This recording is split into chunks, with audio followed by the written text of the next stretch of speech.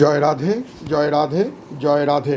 ললিত মাধব গ্রন্থে নববৃন্দাবন মন্দিরে শ্রীমতী রাধারানীর শ্রীকৃষ্ণের প্রতি বিরহের অংশ 4।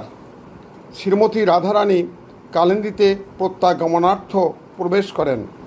কালিন্দী তাহাকে লইয়া পিতা সূর্যদেবকে অর্পণ করেন।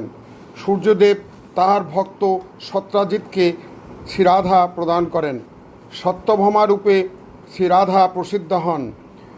বহু ঘটনাঘাত প্রতিঘাতের পর সত্যভামা লক্ষ্মী শ্রীরাধাকে শ্রীকৃষ্ণ পুনরায় প্রাপ্ত হন। ব্রজের সকল প্রিয় পরিকরগণেই আবার দ্বারকায় একত্রিত হইলেন।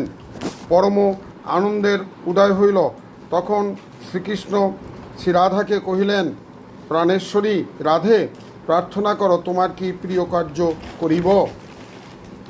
শ্রীমতী রাধা কহিলেন, হে চটুল চঞ্চল স্বভাব কৃষ্ণ, আমার এই প্রার্থনা যে এখন একটিবার তুমি সেই মথুরা মণ্ডলের মধ্যগত ব্রজভূমিতে আগমন করো।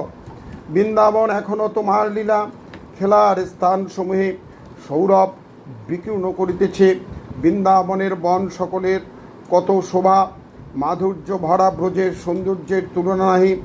একবার সেখানে চলো, আমরাও যাই, গিয়া গোপবধূভাবে বিবাহিত হইয়া তোমায় ঘিরিয়া দাঁড়াই, আর তুমি অধরাতে মুরলটি লইয়া মধুর মধুর বদন করো।